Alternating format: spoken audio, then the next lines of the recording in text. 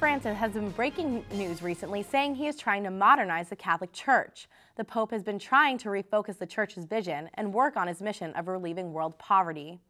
Joining us in the studio to discuss Pope Francis and the Catholic Church is Father Carlos Quijano. He's American University's Catholic Community Chaplain. Welcome, Father Quijano. Thank you for having me. Thank you for coming. So my first question really involves, people are calling Pope Francis the People's Pope. Why do you think so many people like him? Well, I think it's because he's very humble. He comes from a very sincere place. As Archbishop of a major city in Latin America, someone who was always very close to the people, someone who always took his religious life as a Jesuit very seriously, and in being a pastor towards the people. So it creates a great change of pace that is actually quite refreshing. Great. And besides him being from Latin America, what makes him different than all of the popes that have come before him? Well, the first thing is that he's the first Jesuit pope. There's been a lot of talk about that, and in his recent interview that was released by America Magazine, he talks a lot about his Jesuit spirituality and his Jesuit formation. And that is clearly a change from what we had recently, where most popes were either academics or came through the Curia and the diplomatic services. So, so it poses a different set of questions that he wants to raise. Okay, great. And some people are actually saying that these questions that he's raising are making him more liberal. Do you happen to agree with that? No, I don't think it's going more liberal, nor is it going more conservative. In many ways, he's in continuity with both Benedict XVI and John Paul II, in that he rose to the episcopacy under those two popes, and is kind of in tune with the program that they have set.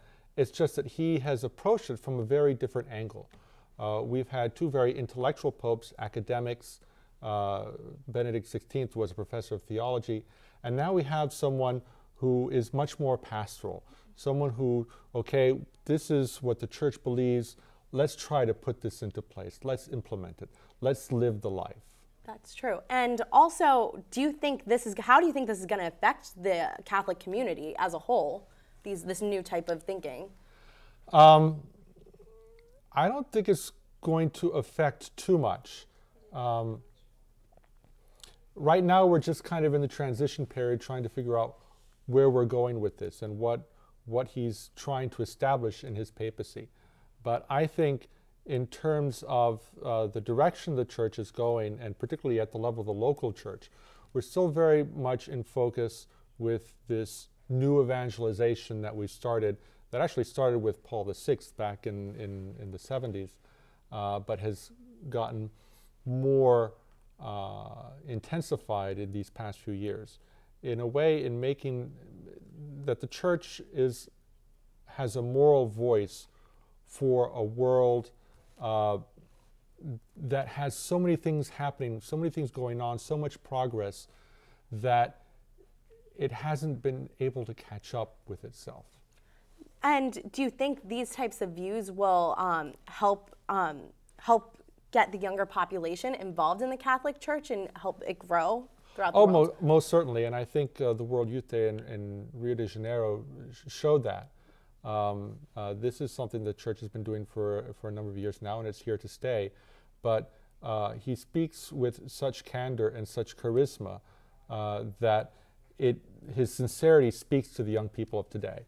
And I think that's something that will draw people in.